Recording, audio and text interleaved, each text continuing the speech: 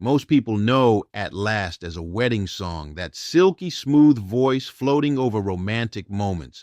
But the woman behind that voice lived a life so dark, so violent, and so utterly chaotic that it's a miracle she survived past 30. This is the real story of Etta James. And trust me, it's nothing like what you'd expect from the Queen of Soul.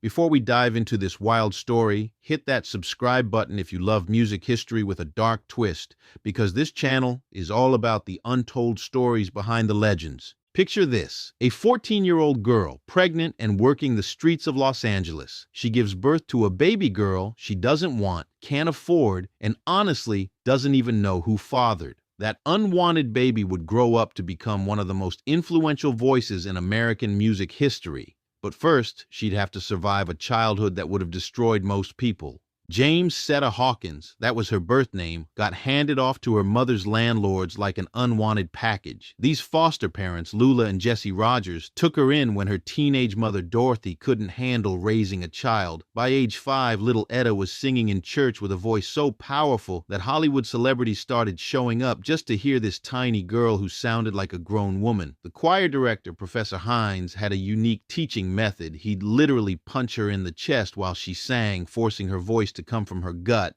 Imagine that, a 5-year-old getting hit to make her sing better. And it worked. People called her a child prodigy, but behind closed doors, her foster father Jesse had discovered something else, his meal ticket. When Jesse realized the gold mine he had living under his roof, things got ugly fast. He'd wake Etta up in the middle of the night, drag her downstairs, and force her to perform for his drinking buddies. If she refused or didn't sing well enough, he'd beat her. This wasn't stage parenting. This was straight-up exploitation. When the church wouldn't pay Etta for bringing in crowds, Jesse pulled her out entirely. Then Lula died from a stroke, and 12-year-old Etta got shipped back to her birth mother in San Francisco. That's when everything really fell apart.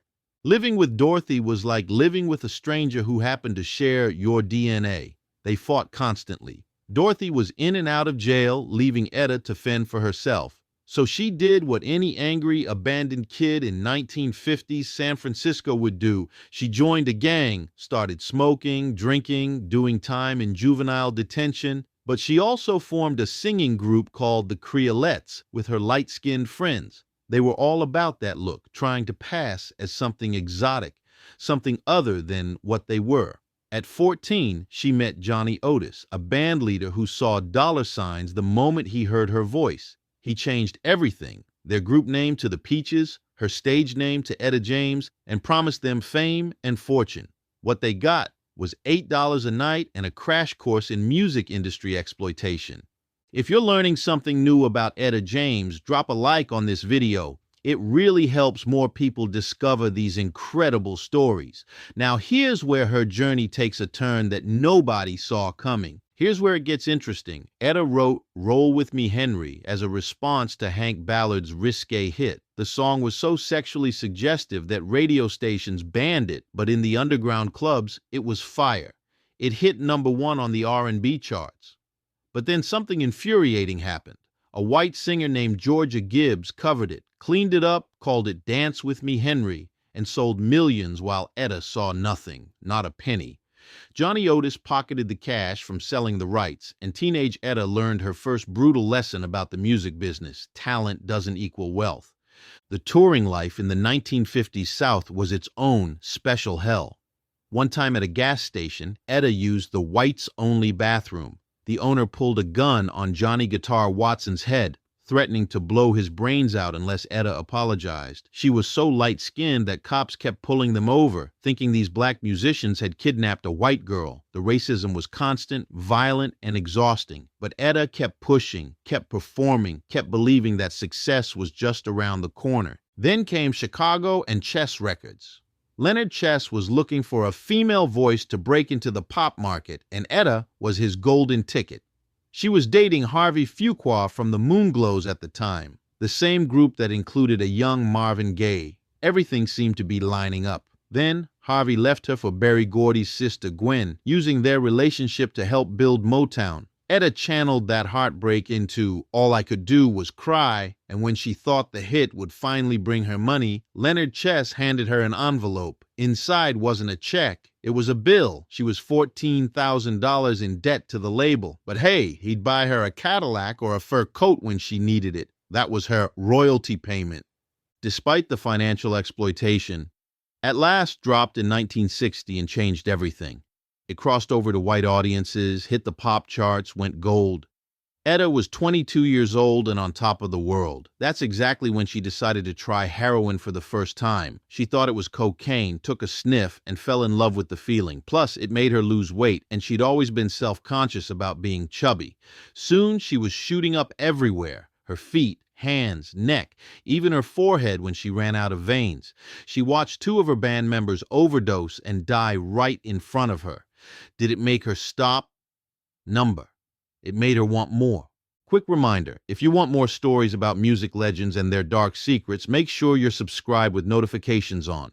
We drop new videos every week, and trust me, you don't want to miss what's coming next. The heroin years were a nightmare carousel of arrests, bad checks, and violent men. She dated a pimp who beat her bloody, then a gangster named Red Dillard who bought his drugs directly from Lucky Luciano. She'd pawn her band's instruments for drug money, cross into Mexico for supplies, do whatever it took to stay high. When she got arrested at the same hotel where Ray Charles had been busted, they found her with lockjaw from dirty needles. The doctors said she was only the second person in Illinois history to survive it.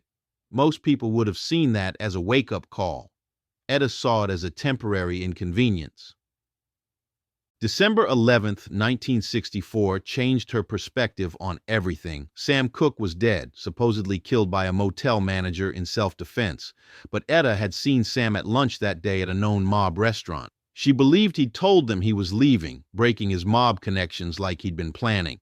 Hours later, he was dead, his body so mangled that his head looked disconnected from his shoulders at the funeral. The official story, that a small motel manager beat him with a broomstick, didn't add up. Sam's widow, Barbara, immediately moved his protege, Bobby Womack, into their house. The whole thing stank of setup, sacrifice, and cover-up. The paranoia from Sam's death mixed with the drugs created a toxic cocktail in Etta's mind. She tried joining the Nation of Islam, even called herself Jamesetta X for a while. She'd known Malcolm X back when he was Detroit Red, running the streets. But she couldn't commit to the faith. The drugs had her too tight. Leonard Chess kept trying to help, paying for rehab, giving her desk jobs, but nothing stuck. When he died of a heart attack in 1969, Etta lost her biggest advocate and her last connection to stability. The 70s were a blur of arrests, rehabs, and relapses. She got her husband hooked on heroin too, and together they robbed people to support their habits. He took the fall, did 10 years in prison. She kept using, even while pregnant with her second child. She'd clean up for a few months, even years sometimes, then fall right back. The cycle seemed unbreakable until one night in a San Francisco club, performing for her devoted gay fan base, she saw something that changed everything. The devil himself, right there on the dance floor. The vision terrified her so completely that she finally, truly quit the hard stuff for good. Let me know in the comments if you knew about Etta's dark history before this video. Most people have no idea what she really went through. And if you're finding value in this deep dive, that like button really helps the channel grow. Sobriety brought clarity, and clarity brought anger. After decades of making other people rich, Etta finally started seeing real money in the 1980s when the blues revival hit and white audiences rediscovered her. When MCA bought the Chess Records catalog, she finally started getting royalties for all those hits from the 60s. 40 years into her career, she won her first Grammy for a Billie Holiday tribute album. The recognition was sweet but came with a bitter aftertaste. Why did it take so long? The 2000s brought gastric bypass surgery and a 200-pound weight loss. She said her voice got even stronger after dropping the weight. Grammys started piling up, 3 and 5 years after waiting 40 years for the first one. Then came 2008 and that movie, Cadillac Records, with Beyoncé playing her. The film was good, Beyoncé's performance was powerful, But when Beyoncé sang At Last at Obama's inauguration, Etta lost it, told a Seattle crowd that Beyoncé was gonna get her whipped. Later claimed she was joking, but the hurt was real. That was her song, her legacy, and she hadn't even been invited to the ceremony. The final years were cruel. Dementia, leukemia, kidney failure, her body collecting on all those years of abuse. She couldn't write her own name, needed help eating, couldn't recognize her own children. And speaking of her children, they started fighting over her $1 million estate while she was still alive, battling her husband of 41 years in court over who controlled the money. The woman who'd made everyone else rich was finally worth something, and her family tore itself apart over it.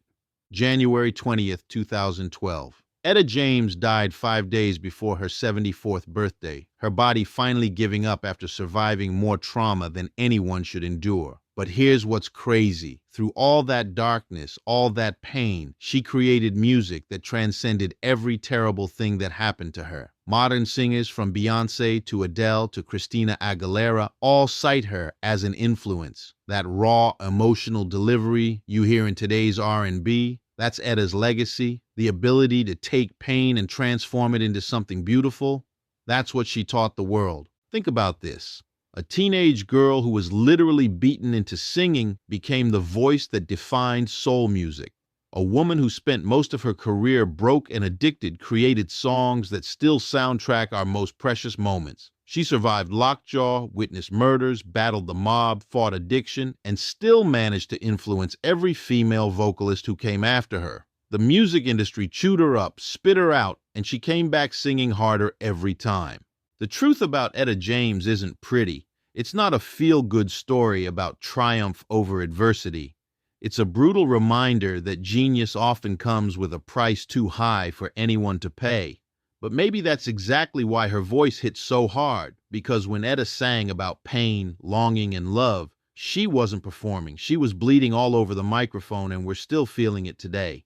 That's not just talent, that's transcendence born from trauma. And that's the real story of the woman who taught the world what soul music could be. If this story hit you as hard as it hit me, share it with someone who needs to hear it. And don't forget to subscribe to Legends Underrated for more untold stories that the mainstream won't tell you. We drop new content every single day, diving deep into the artists who shape music but never got their full credit. Hit that notification bell so you catch tomorrow's story. We're exposing another legend whose real life was nothing like the history books say. Until then, remember, the most underrated stories are often the most powerful ones. I'll see you tomorrow with another one. Peace.